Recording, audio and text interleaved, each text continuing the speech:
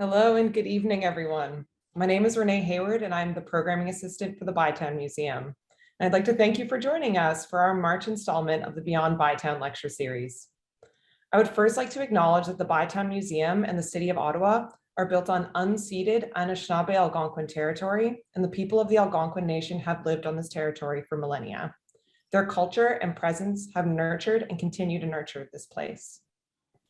So tonight we are joined by Dr. Hamdi Mohamed to discuss the history, struggles, and artistic expression of the Somali community here in Ottawa and Canada. Dr. Mohamed is a principal at Kaafi Consulting and a social historian with a PhD in women's history. Her life has been dedicated to designing transformative conversations and learning methodologies through volunteering, working, and teaching. Dr. Mohamed currently works in the areas of organizational change, community development, and research. So just before we begin, I have a few housekeeping notes. This lecture is being recorded and will be posted to our YouTube channel for anyone that was unable to attend tonight. As usual, we will also have time for audience participation following the lecture, where we encourage the audience to ask questions using the Q&A function located at the bottom of your screen.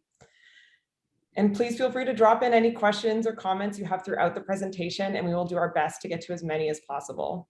And with that, I will pass the virtual floor over to you, Hamdi. Thank you. Thank you, Renee. Hello, everyone. I greet you in peace.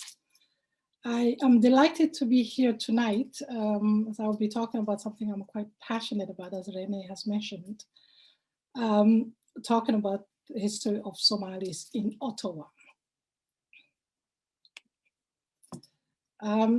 The session is brief, but I have about 25 minutes. So I will introduce the topic. I will have a quick look at ancient history. The Somalis have an ancient history that not too many people know about. Then quickly mention how things have fallen apart, to use Jinawa Jebe's phrase. Then becoming refugees, attempts in making home and making contributions. So that is the outline for our conversations tonight. I'll start with two quotes, one by bell hooks, the other is Shireen Razak, and they give you a context for this conversation. We know struggle, bell hooks says.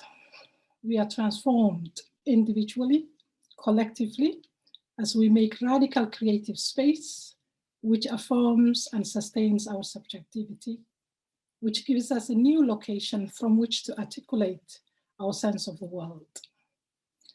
Thank you, bell hooks, as usual, for the beautiful words. And Shireen Razak says, I'll have to put people up, experience of the world that is not admitted into the dominant knowledge paradigm. So what tonight I hope to present is that experience of the world using poetry and my own research. And I must say this is part of larger research I am doing.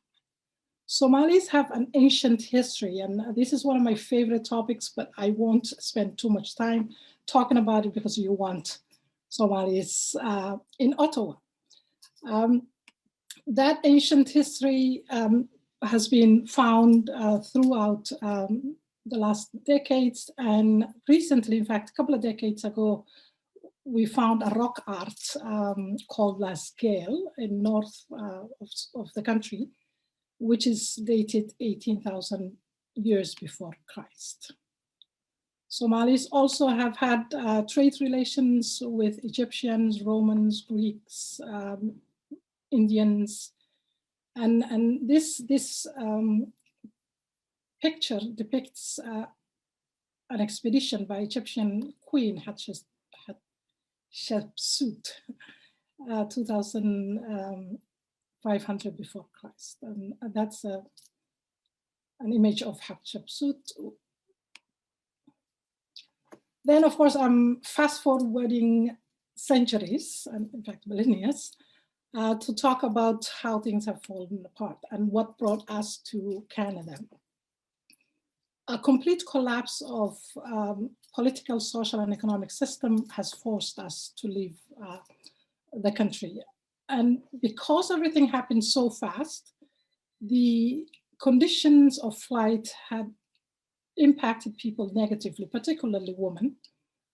There were loss of lives. Millions have fled the country. Most of the people who fled the country actually ended up in being in neighboring countries, particularly Kenya, Ethiopia, and Djibouti. I was in Kenya a few years back, and those refugee camps still exist in Kenya. Becoming refugees. So when Somalis came initially from 1990 to 1993, Immigration and Refugee Board, the acceptance rate for Somalis was above 90. However, acceptance rate has dropped gradually, and there was a bill, specific legislation that was introduced called Bill C-86, puts thousands of people's lives on hold. And by introducing that bill, Canada has in fact violated both the letter and spirit of the Articles of Geneva Convention to which Canada is signatory. Initially, the people who came were received with sympathy, but that sympathy didn't last long, and it was replaced by unwelcome attitudes, racist stereotypes, casting new refugees as people who are here to use the Canadian system, undeserving of Canadian generosity, and of course, multiple institutional barriers. And I'm not going to get into this because that's not the topic of the conversation. But the barriers, these institutional barriers, have had impact on people's lives, legally, resulting in unemployment, underemployment, poor access to housing, racism, and Islamophobia. And I must say the repercussions of specifically the institutional barriers are felt decades later. So quick numbers. 1985, there were 31 claimants, Somali refugee claimants. Within less than a decade, 6 years, the numbers rose to 3,503. This shows the magnitude of the number of people who were coming and how sudden everything was. By 1994-95, Somalia was the second source country for refugee claimants. I alluded to this legislation. In 1993, the government introduced an Immigration Act called Bill C-86 that affected Somalis and Afghanis particularly. Refugees who were coming in were required to have passports or what was called satisfactory ID to be granted landed. That's residence papers. In 1996, immigration officials estimated that 7,500, that's 90% of whom were Somalis, could not get landed as a result of this particular bill. In 2000, thanks to pressures from the community and progressive Canadians working together, after 4 years, the government has resolved these issues, and not before the government introduced a new class of immigrants called undocumented refugees, but by 2000, that has been resolved. So when that immigration bill was being debated, and of course the Somalis were also talking about it, there was such racially charged discourse around the introduction of the bill that constructed Somali refugees and, as bogus refugees, people who are here to use the Canadian generosity and undeserving. And they were linked to crime and threats to national security. So there were all kinds of conversations about welfare fraud, money that is siphoned from the Canadian system being sent to Somalia to be to buy arms to fight, all kinds of ridiculous conversations. But they were impacting the community, and they were absolutely racially charged. If I don't get into the details of some topics, it's because we only have little time, but by the time this document becomes available to you, I will make sure that I have a list of readings and places where you can go for further research. So increased racial hostility resulted from extensive media coverage, alleged Somalis welfare fraud and criminality. And here's an example of, and there were a number of politicians speaking on these issues from different parties. Here's what Bernard Valcourt, the Minister of Immigration at the time, has said in response to the criticisms. Somali's situation was less compelling owing to the fact that they were nomads who didn't want to come to Canada. And I'm not going to unpack this a lot because multiple layers of problematic situation with that quote. First of all, Somalis were already here. We were talking about people who were here who were not allowed to go through the process in a fair manner and have access to legislative rights. And equating nomadism as a problematic characterization also was very difficult to see, and in fact quite concerning for Somalis and people who were concerned about these things. Here's what one person said about the requirement of an identity document. And I like the metaphor of comparing how Somalis came with the house burning. If you wake up in the middle of the night and you see your house on fire, would you remember to take your passport with you? Would you have time to go through your cabinet and look for important documents?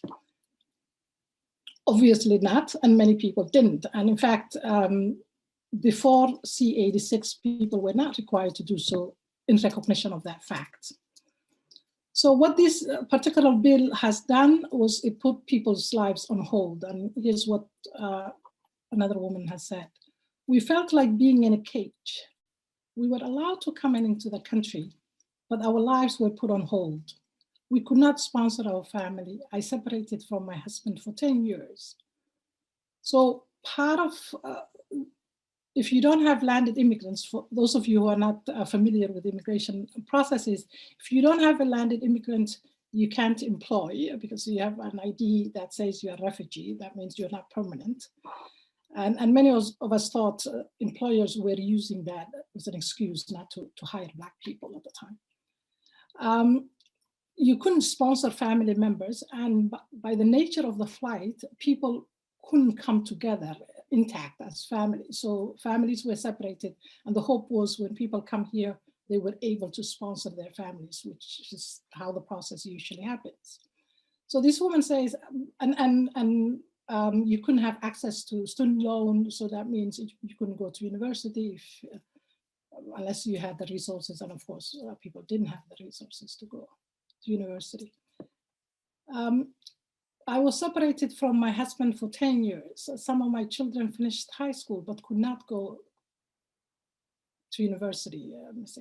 We waited and waited, and nothing came. We suffered a lot. Here's a poem by Howard Jibreel. Howard Jibreel, she passed away, may Allah give her peace. Her poetry is collected in this book. It's called And Then She Said, The Poetry and Times of Howard Jibreel. She is a woman who actually happened to be my aunt. I have interviewed for my thesis, brilliant, brilliant woman. She was 92 years old when she died, and she was active and still reciting poetry. Well known, her poems were recited against colonialism, against dictatorship, again on feminist issues, on various themes. So this book has all her poetry, some of her poetry, not all of them. So this is a poem that she wrote. I'm trapped for I'm not yet landed. I miss my course on the country of my songs. Deprived of my beautiful Africa, I must be content with the fate God had stored for me. So then I wanted to, so that's a context of people having difficulties accessing services, accessing even lacking the ability to go through immigration process in a fair manner. So what I want to say something about how did people make sense of these difficulties? How do they manage? Sources of strength and courage to make lives. So people lost everything materially, and their knowledge was not recognized. They were not legally able to access jobs. So what they have done is they looked for and found guidance in resources that were available to them. And these were the two that I put here: ancestral wisdom and Islamic teachings. So the new difficult situations have challenged people to draw in onto their own faith and look inwards for strength. And in the process, when I was doing my dissertations and was talking to the people I was interviewing, many of them talked about how they discovered who they were.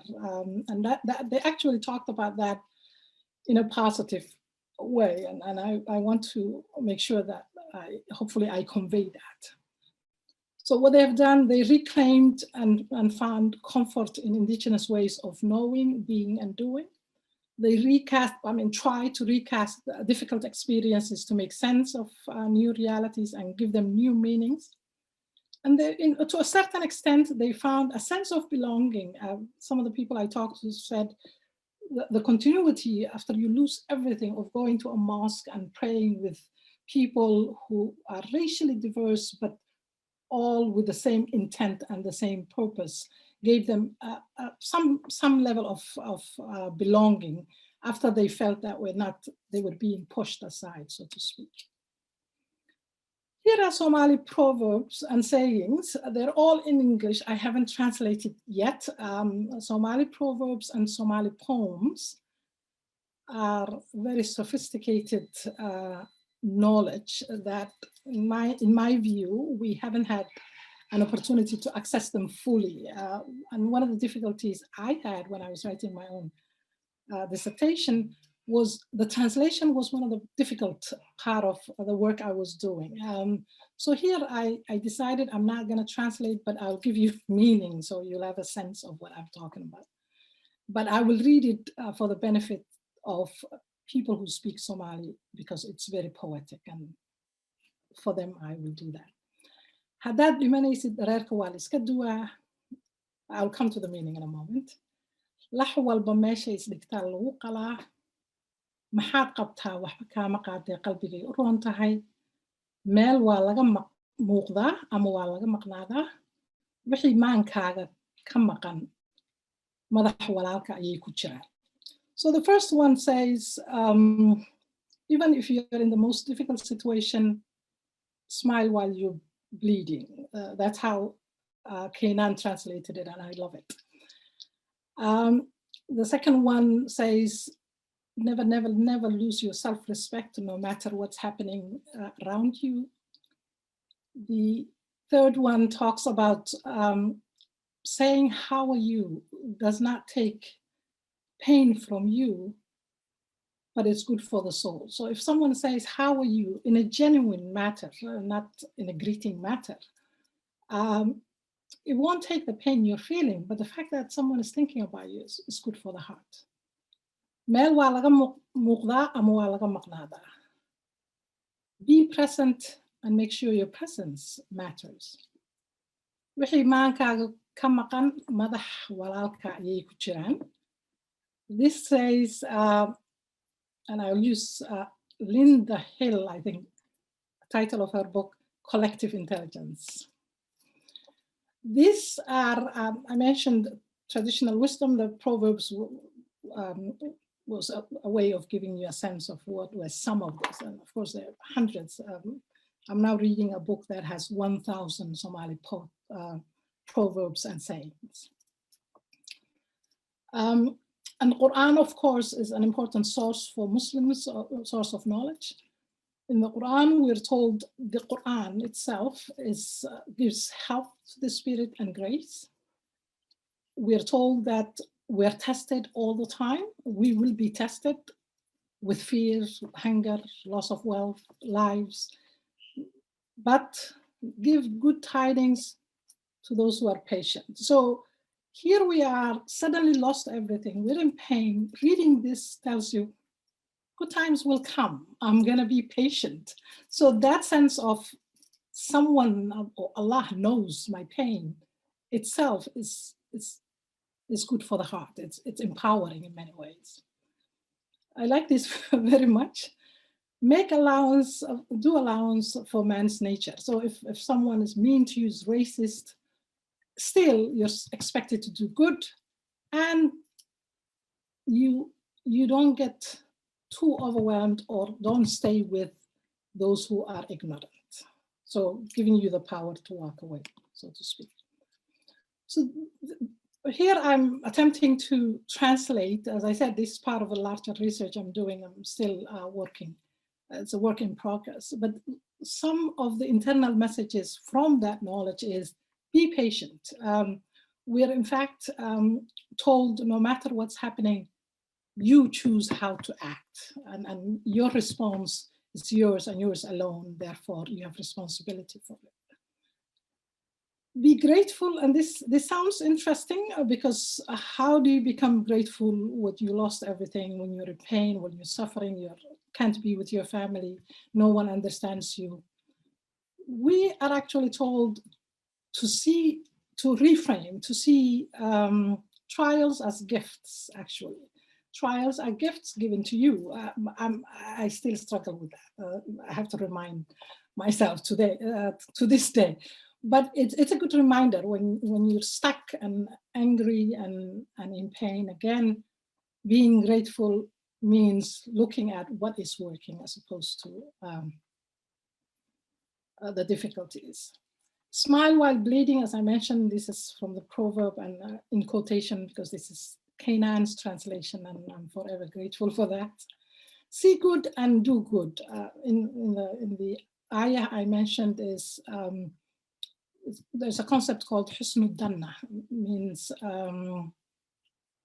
expect the best from people and see good in everything. So see good, not only see good, but do good. We're also expected to do good all the time. Think about others. Be just and stand up for justice. Somalis have a keen sense of justice, and that's something that upsets many people, but we're quite proud of that. So here are some poems that speak to that internal strength and resources that I mentioned.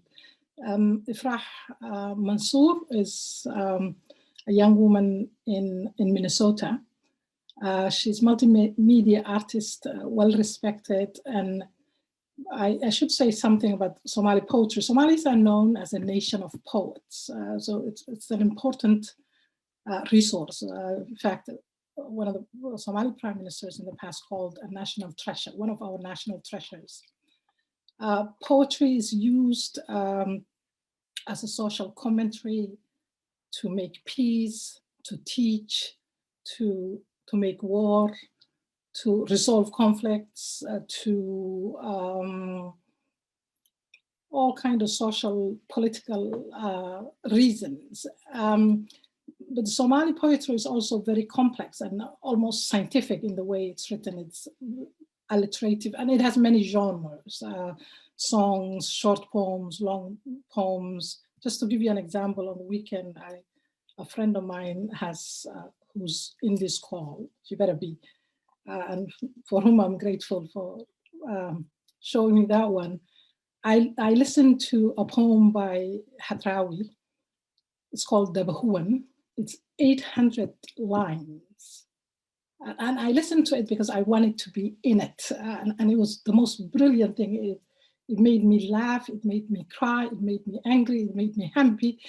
And I thought, this poem in a world that is fair and just and beautiful, this poem would be taught and analyzed by philosophers, by sociologists, by anthropologists, by religious scholars, because he talks about all kinds of things. And he stops in every few lines because it's too difficult to understand. And he explains and he contextualizes and he puts it in history.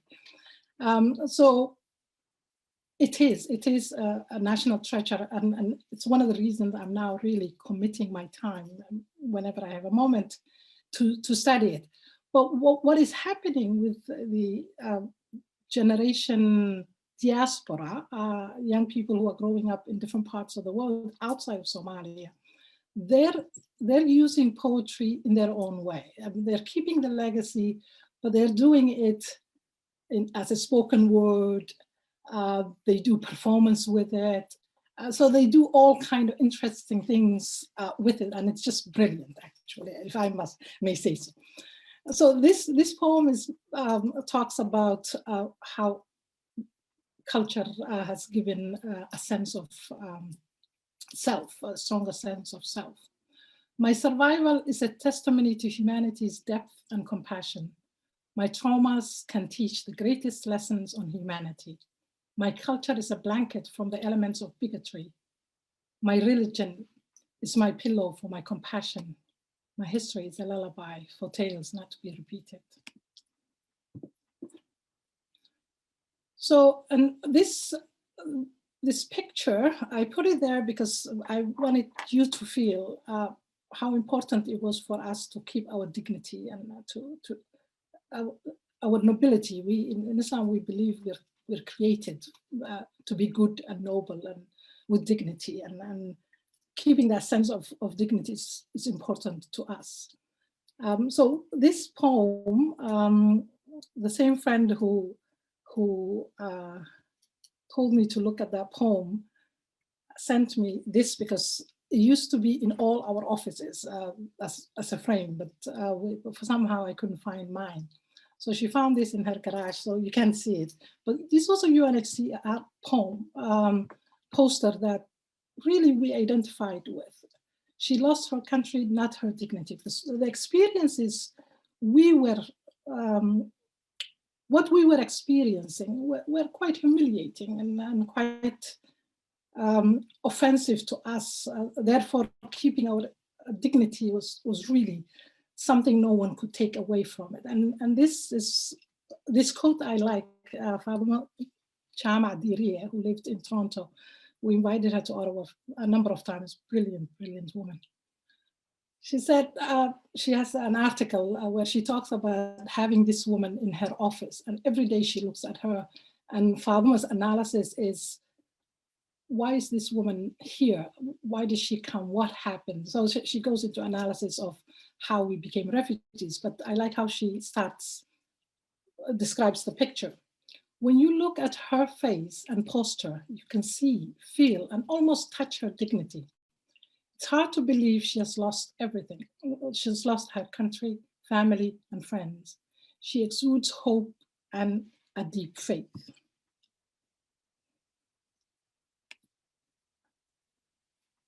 So amidst all these difficulties, I mentioned people went inside to find their strength, and they had access to traditional wisdom, ancient wisdom. So what they have done, people have started using multiple strategies. Some of them are building on models that people have used in Somalia. Others necessitated by new environment. They have done all kinds of activities to cope with their new marginality and to deal with the consequences of racism. Some of the things that happened was establishment of social spaces and really community structures to promote mutual assistance, support groups in different parts of the country, homework clubs, and those are things people are setting up, and they're being set up in different neighborhoods. And of course, there were also a creation of institutions of support like schools, places of worship, halal stores, hawalas, malls. Here's one one person said, we decided to use the skills as to why people were doing this. We decided to use the skills we had at least to try and help the community survive. We had to reinvent ourselves to become community workers.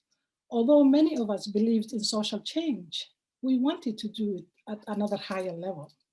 I'm not sure we're making systemic change at any level, but at least we're helping the community survive. So the people who were doing these things knew they were not challenging systems that created the barriers that they're in or pushed them to into the margins, but they helped the community survive, and that was quite important. And they were quite aware of the fact that systemic change is not where it's not what they were doing.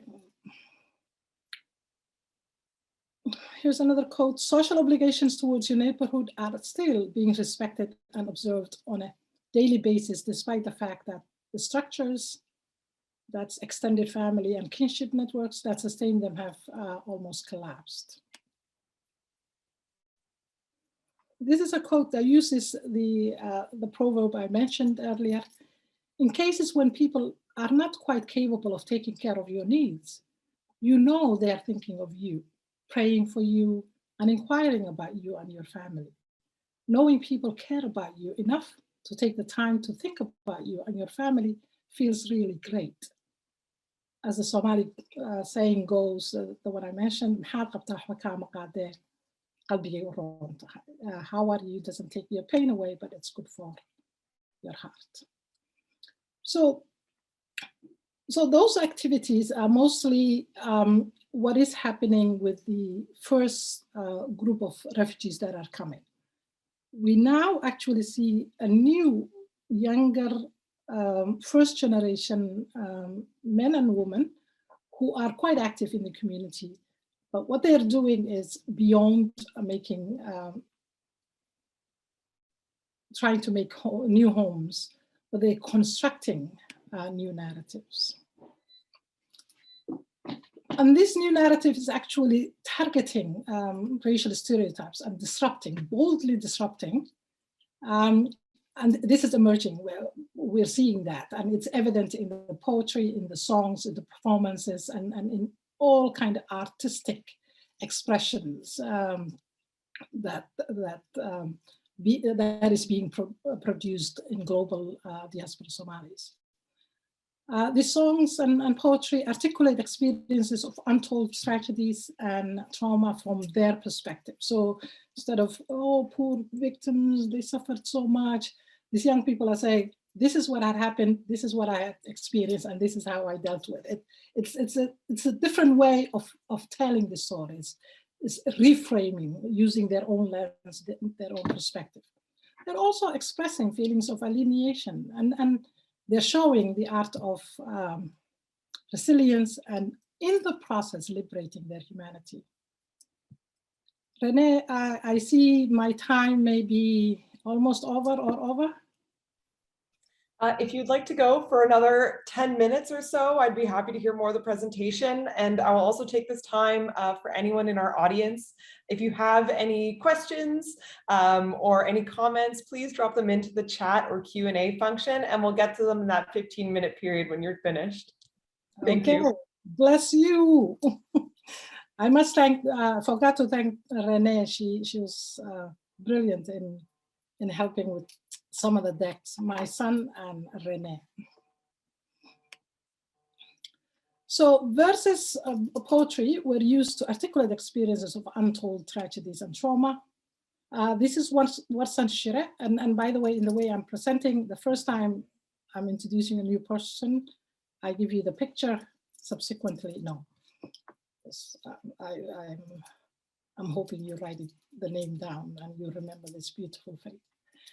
This one became, this poem is called Home. It became sensational, and I'll show you some images of that in the world.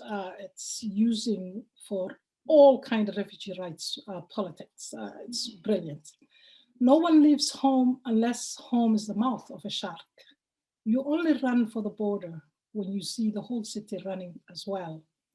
You have to understand that no one puts their children in a boat unless the water is safer than the land. So this directly challenges this assumption that Somalis are cucumbers, they are bogus refugees. No one would become refugees unless these situations occur. And this one is Howard Jibreel. I've shown you her picture earlier. My people and my country have suffered. There is fire in every corner. The blood is flowing and the dead that are everywhere. And the injured that do not have medications. Displaced and unprotected refugees whose bodies are discolored because of cold. So I'm reading the poetry now very quickly because they speak to what I have been saying. I'm still awake and it's 5:45, this song. I'm trying to write and I ain't thought of no. I live with guilt like I slaughtered the sick. Those of you who are familiar with refugee experiences, it's called survivor's guilt. Those who survive feel guilty that they survived and their family members have died. And that's what he's speaking to. These demons inside of me, they got me. They stopped me from feeding and eating and keeping it even. In other words, being balanced. And even my reason for breathing this season. And every time I read this, tears come to my eye because suicidal ideation. It's just heavy. So what people also do, part of the poetry, is they speak to Allah and they directly communicate with Allah, saying, God, you understand me, you are. So here it says, oh Allah, the most powerful and merciful, you know that I'm a person who's preoccupied and whose country is burning. You know what I want. And this itself is powerful. Even if you don't speak, Allah knows what you feel. So that knowledge, it's called yaqeen. It's that being sure of the fact that Allah knows what you're going through is comforting. Only you can know what is in my heart. You can bring peace, the peace I long for. So I'm going to skip some of the poetries to make sure we have time for discussions. Poetry is also, and songs are also used to show the art of resilience. This is again by Ifrah Mansour. You see, she says, you see cruelty try to break me, wars try to erase me, bigotry try to silence me, and politics try to ban me. But still like time I stand, still like dust I rise, and still like hope I move, and still like love I flourish.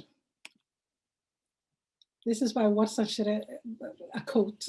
Today my horoscope read, she said, you're the alchemist of your loneliness. You can create anything in its own place. That means you may be lonely, but you have the power to do something about that. And I think it's powerful again. This is by Warsan Shire again. Go home, they're refugees, dirty immigrants, asylum seekers, sucking our blood dirty niggers with their hands out. How do the words, the dirty looks roll off your backs? Maybe because the blow is softer than a limb torn off. Express alineations, I'll read this one and skip a few. A place where they speak a different language, a place where there's no one related to you, so missing kinship. A place where you look different from everyone, a place where your color invites a stare from passers-by. Canada, a place more prosperous to hear about than to live in. So it goes on, the poetry to educate. This one is by Hamdi Yusuf. She's available on TEDx. This piece is from TEDx. So this is to educate the public about who she is. So how about you take a seat on my couch, take a sip of my mother's tea, and I'll explain to you as politely as can be how my father has told me more times than I can count on my fingers that I can be whatever I want to be.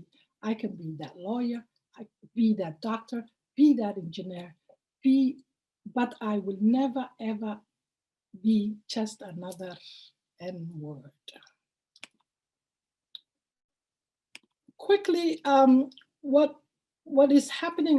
So, in addition to using poetry to construct a new narrative, Somalis are accessing their multiple identities to make contributions as Africans, as refugees, as Muslims, and they're keeping, younger ones are keeping the legacy of standing up to justice. This is Abdurrahman, Justice for Abdurrahman images. I am hoping you know about this story of a young man who was beaten to death by the police. This poem is now, this is the poem I talked about earlier. It's used in curriculums, it's used all over the world to speak out against injustices.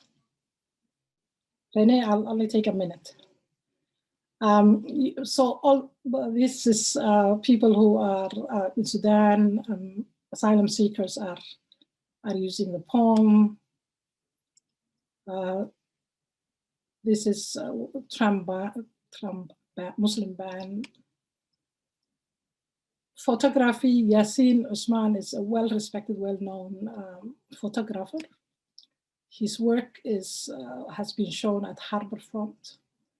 And he says, I wanted to show the beautiful and amazing and resilient people we are. That's his work. Hodan Naleh, you may have heard of her, or may Allah give her peace. She passed away.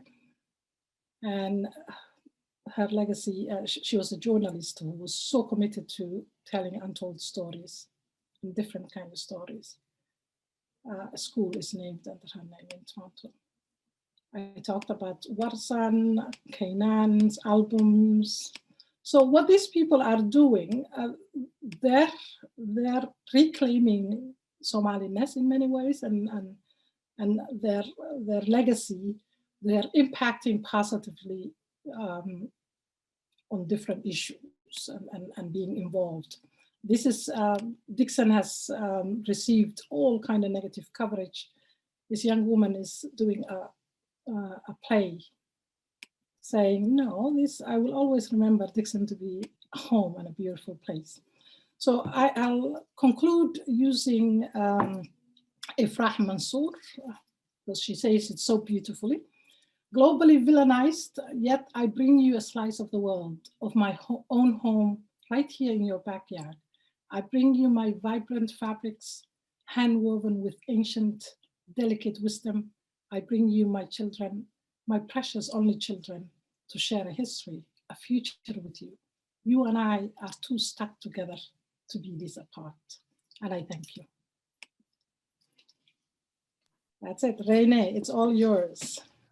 Thank you so much for that wonderful presentation and incredibly moving and incredible storytelling. And I got so many chills as you read those poems.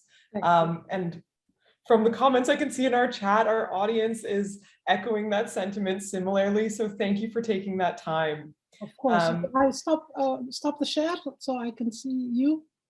Please do, yeah. Okay. All up to you. Good to see you.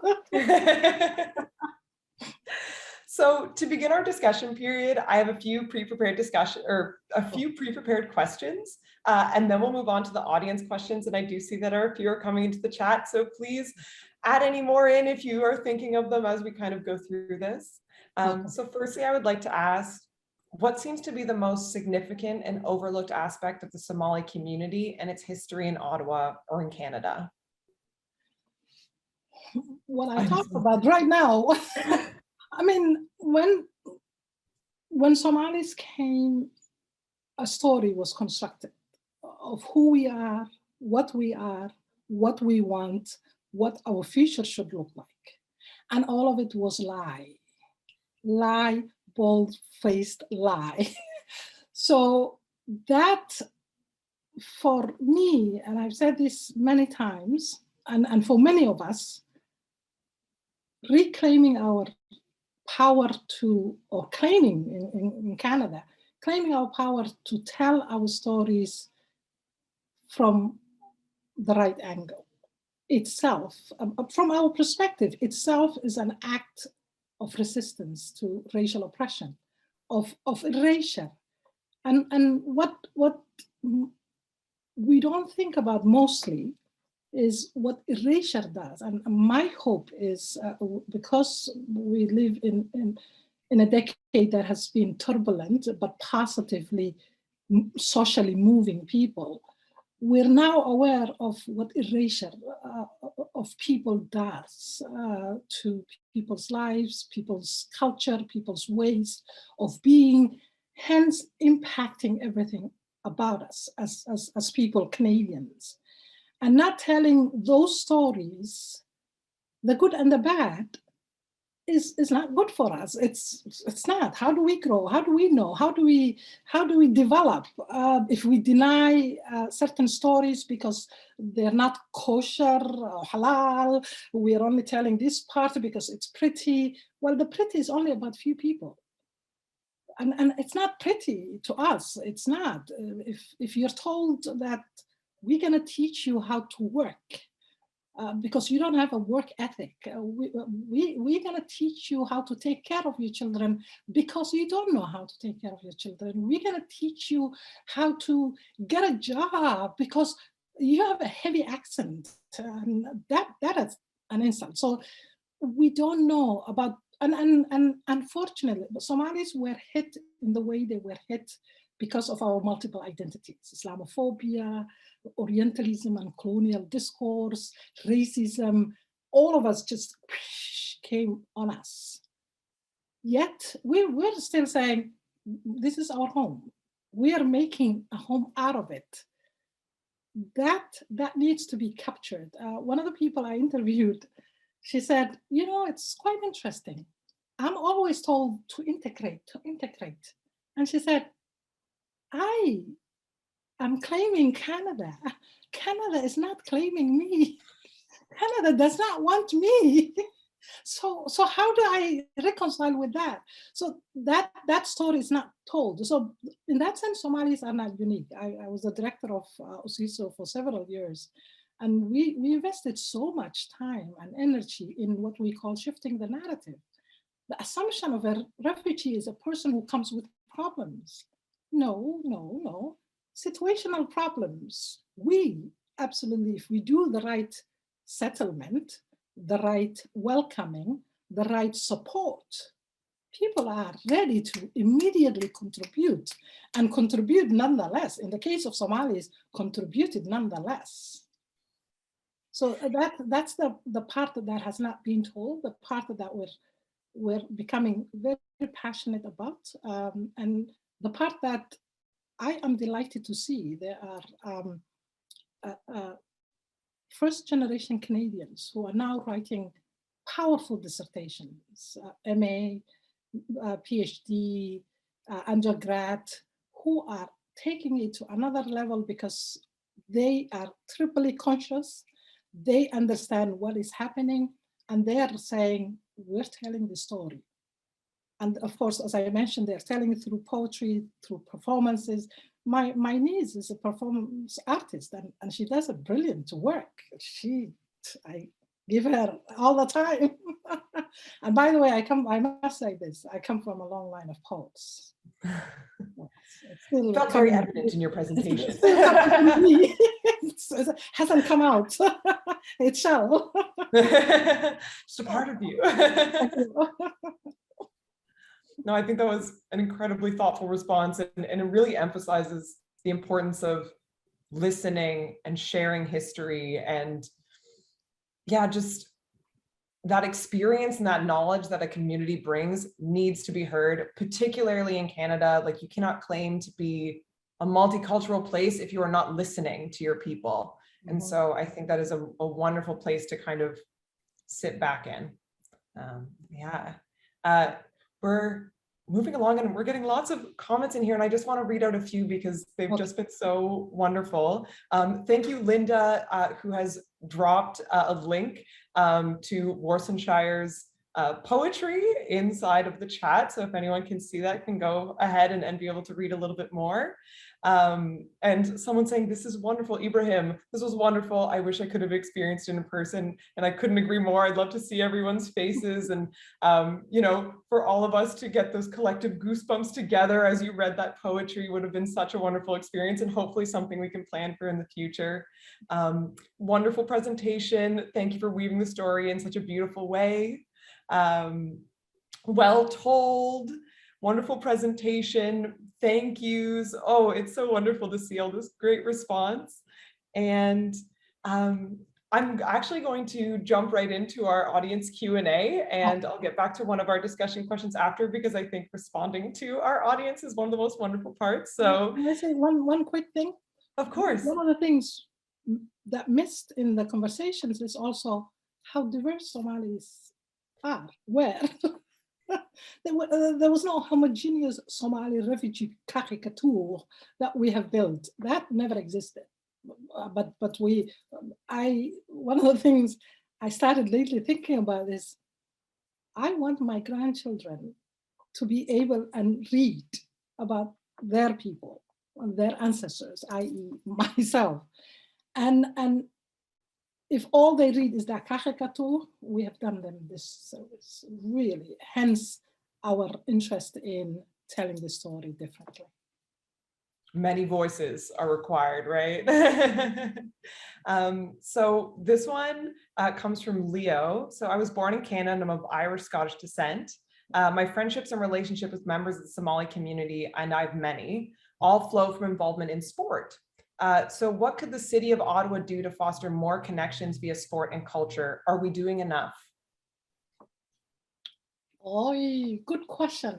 What I know is, no, we're not doing, we're not doing enough, unfortunately. But what I know, I haven't been in touch for quite some time. There were a couple of coaches who are active with Somali boys and girls, who do all in volunteer. It's one of the things I'm researching on.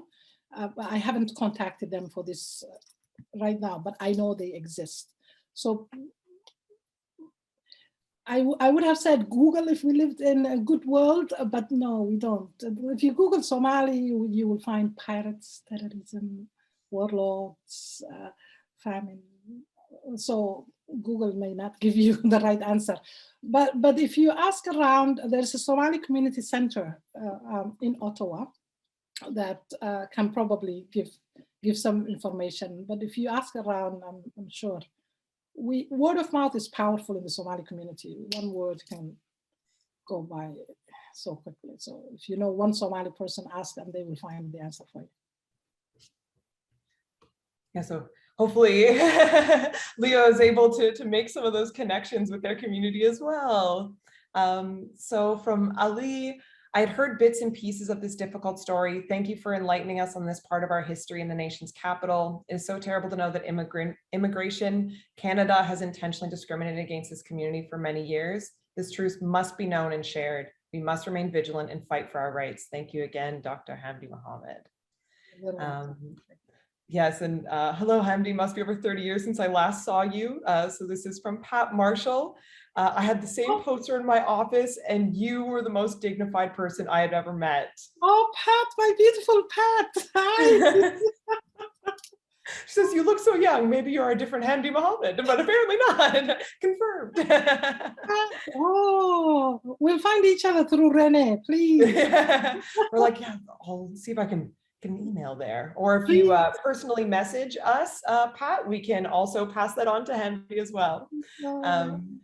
So we also have, thank you for the excellent presentation. Can you speak to what you see as important cultural centers for the Somali community in Ottawa? That's a good question.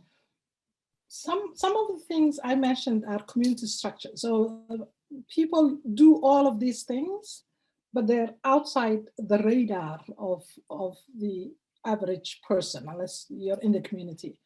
And unfortunately, in the past, we have approached universities to actually have students come and collect the data for us. They never seemed interested, or didn't, our interests did not align. I'm going to be very polite saying they didn't. So those cultures, right now, for example, there is a woman I know and respect, a brilliant woman who was part of the people I have interviewed and done incredible work in the community in terms of culture, taught people how to dance and so on and so forth, is now doing a language program. But because of COVID, everything got almost delayed. So COVID also, by the way, affected Somalis very deeply and in a very bad way because of poverty, crowded housing, underemployment. People were affected inhumanely by COVID, and that's just another story that is not told as loudly as we would have liked. But those so those cultural thing, again, it's one of those things that you have to either call a Somali person to tell you, because not much had been written, and again, our interest in writing these things, because otherwise, if we don't write it, it is as if they don't exist. We know they exist. They were structures that were powerful. In fact, some of the models of the way Somalis organize themselves are now used by nonprofit organizations across the country. Seriously. That's always how those things end up, and you go, so maybe we need some more acknowledgement here. Like, you know, where are these sourced from? Critical thinking in all of this is a big part of how we review those sources and systems, right? So from Adirsak, thank you, Hamdi. Being a part of the Somali community, it is difficult to maintain and cultivate the traditions, culture, and language to our children and upcoming generation. How do you see the future of Somali children going up in Canada? And what would you recommend to parents raising children here to save our country's precious traditions and culture? Thank you again. I mean, I think that the people whose poems I've shared and songs I've shared are young people.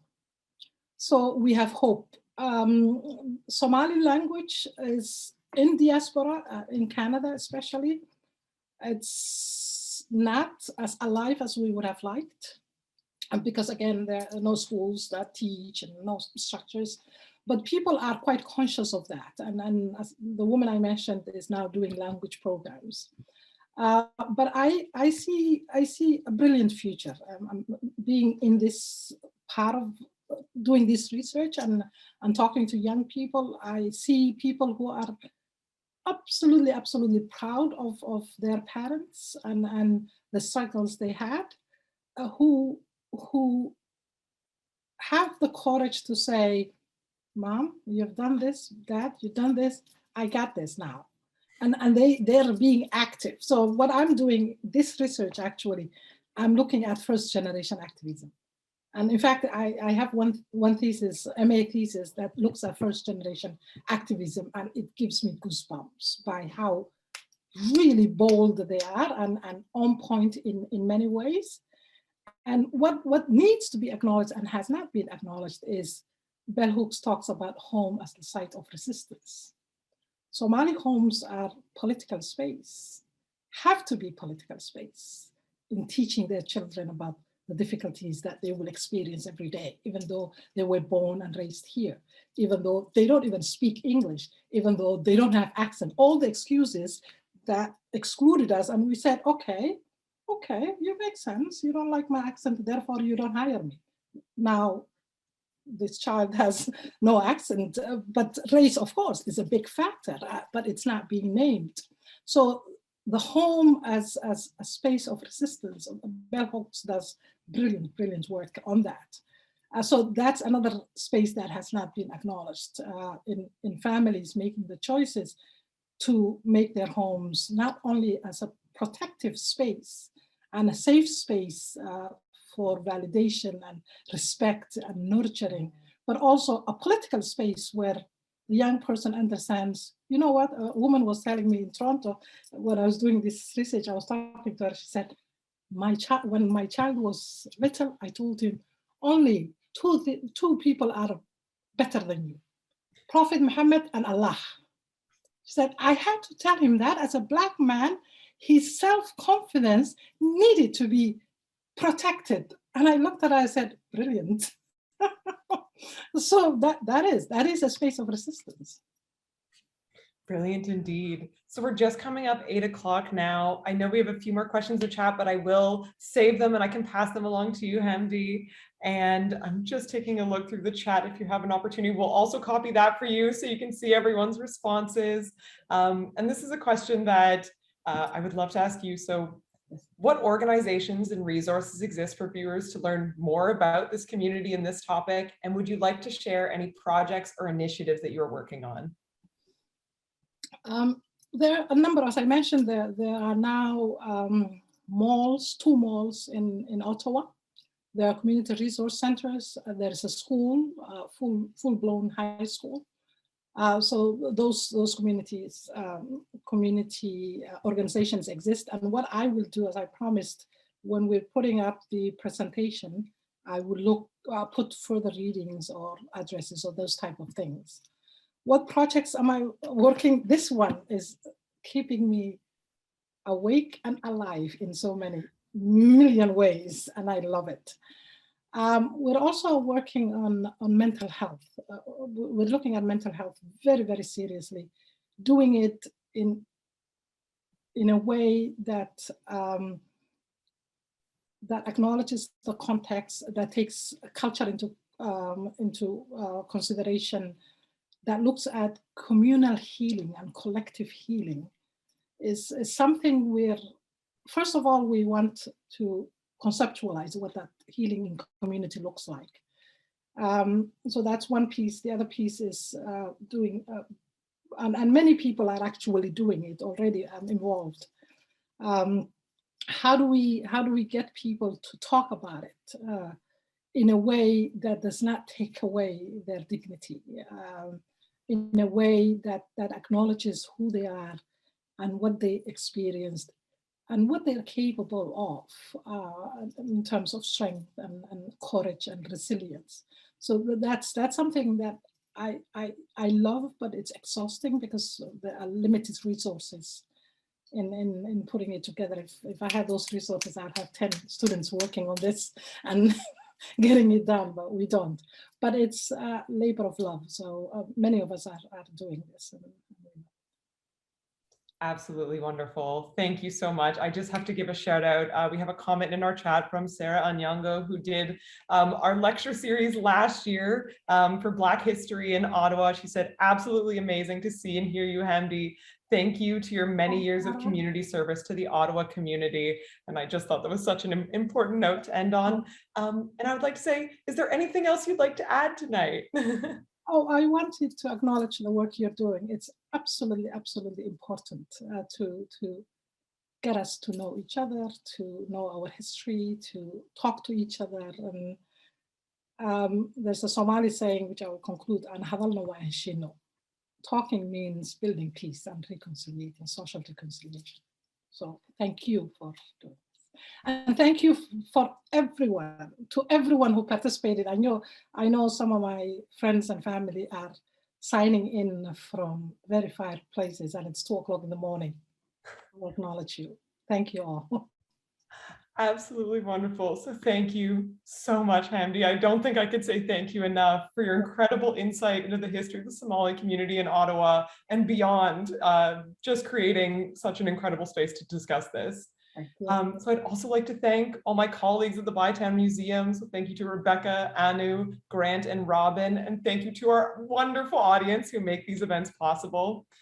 Please check out our website, bytownmuseum.com, to find out more about our museum, programs, and collections. And of course, while you're there, if you feel so inclined, please consider becoming a member or making a small donation. And lastly, keep an eye on our social media or website for new lectures, seasonal programs, and events coming up in 2022. Thank you again, and I hope everyone has a great evening. Thank you, Hamdi. Thank you, Renee. Bye, everyone. Goodbye.